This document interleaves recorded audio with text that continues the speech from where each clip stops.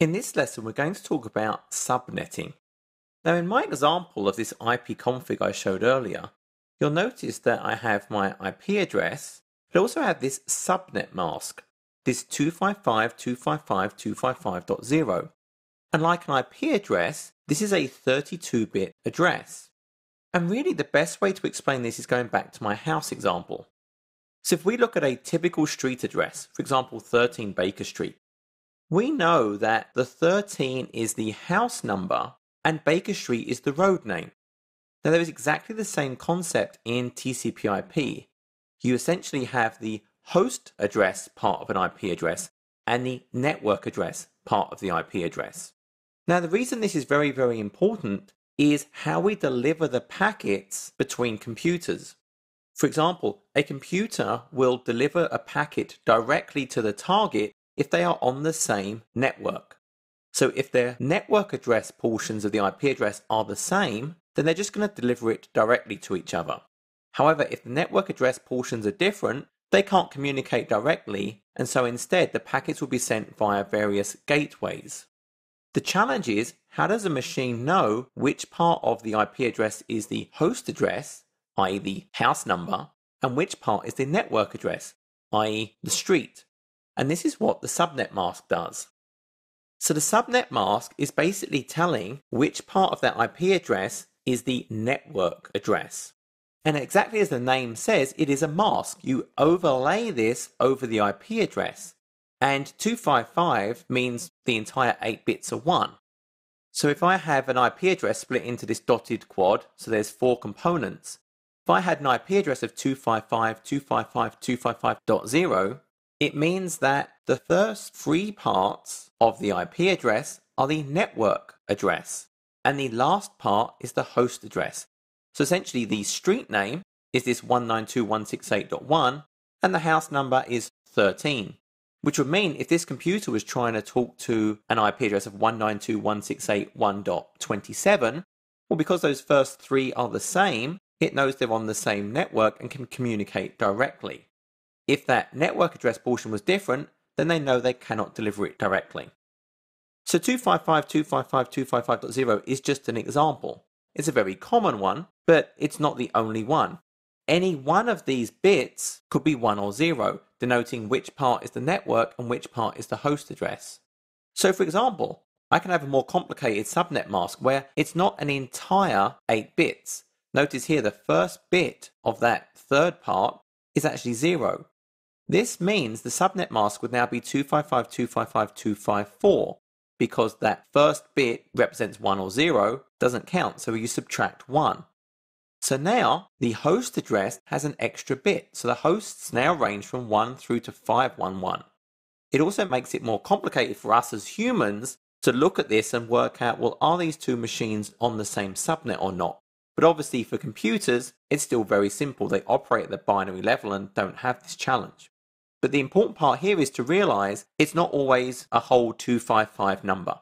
It could be 254, it could be really anything at all.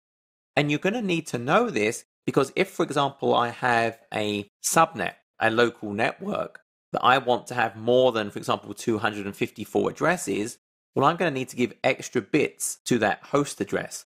So I am going to reduce the subnet. So this opens up a number of concepts. For example, subnetting, which is where I basically split up a subnet into smaller subnets. So I could go the other way. I could actually say, for example, 255.255.254.128, for example, could be the subnet mask. Then I've actually removed a bit from the host address. I can do supernetting. So supernetting is where I take multiple smaller subnets and group them together into a bigger network, which is kind of what I'm doing in this example right here. Now it does all get very, very complicated. Fortunately, help is at hand. So you can work this out manually. You can obviously use a standard calculator, you can work out how many hosts I need to the network, and then work out the number of bits I need to dedicate to the host address.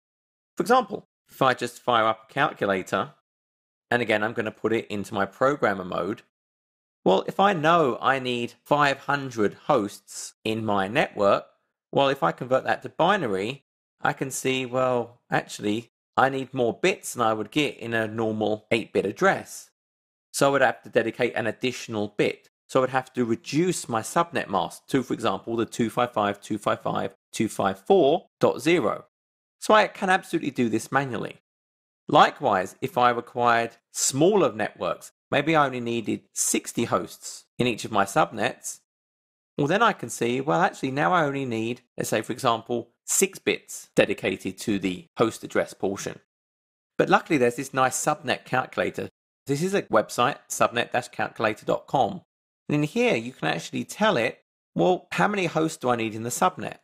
So I can say, well, I need 62. And then it shows me what my new subnet mask is. If I need 126, that's that 128 subnet mask we were talking about earlier. It's telling me the amount of extra bits it's taking for the subnet mask. It's telling me how many separate subnets I can now have because of the extra bits I'm donating. I can say a different class. Let's say I need a bigger network, so a class B, for example. You'll see the address has shifted to 172, and I'm going to talk about this more in a moment. But essentially now, by default, it's just saying 255.255.0.0. So lots of hosts per subnet. But I can dedicate more of those bits to network address and get less hosts.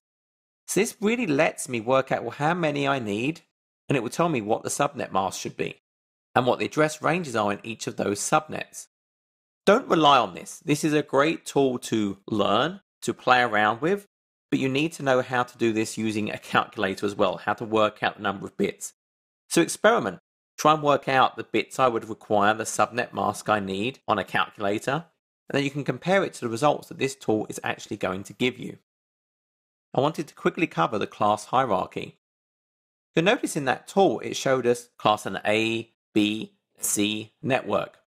So these are just standard definitions for how many bits are defined for the network address. So a class A network is where only the first 8 bits or the first byte represents the network address. A class B is where the first 2 bytes are donated for the network address. A class C is where the first 3. So they're standards. They typically have set IP addresses reserved for them. So a class A, typically that first byte, that first octet is between 1 and 126. A class B is typically between 128 and 191. And a class C is 192 to 223. You can stray from these, you can do your own subnetting and supernetting, etc. But these are the standards. This is typically, if you see a class C, it's going to be starting with 192 to 223, for example.